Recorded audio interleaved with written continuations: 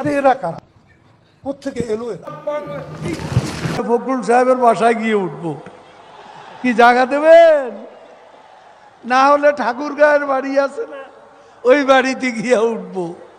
কাদের কাকু, আপনারে ফখরুল সাহেব কি যেন বলতে চায়, একটু শোনেন তো কি বলে। এখন আমি ওনাকে বলতে চাই, আসেন আমার বাসায় আসেন।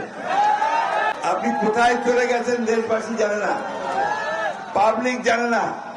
ও বুঝলাম, ওই যে আপনি যে ওনার বাসায় থাকতে চেয়েছিলেন এই জন্য উনি আপনারে ডাকতেছে। আচ্ছা এখন বলেন আপনি কোথায় আছেন, কেউ তো জানেন, একটু বলবেন।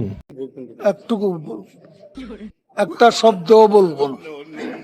কেন কাকু একটু বলেন, আপনি তো একসময় জনগণ না চাইলেও একটু বেশি বেশি বলতেন, ঠিক এই রকম। শেখ হাসিনাও পালাবে না, তার কর্মীরাও পালাবে না। জেলে যাব, পালাবার পথ খুঁজবো, এদেশ থেকে পালাবো না। কাকু কথাটা এভাবে বলা লাগতো, পালাবো না, প্রয়োজনে ভারতে যাব, তবু এ দেশ ছেড়ে যাব না। কারণ আপনারা এদেশকে তো ভারতের অঙ্গরাজ্যই মনে করতেন। হ্যাঁ, ক্ষমতা পাইলে আপনারা দেশকে মগের মূল্য মনে করেন।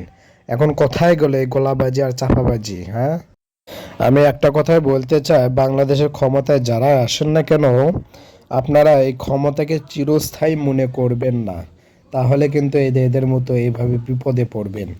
আশা করি কথাগুলি মাথায় রাখবেন ইনশাআল্লাহ।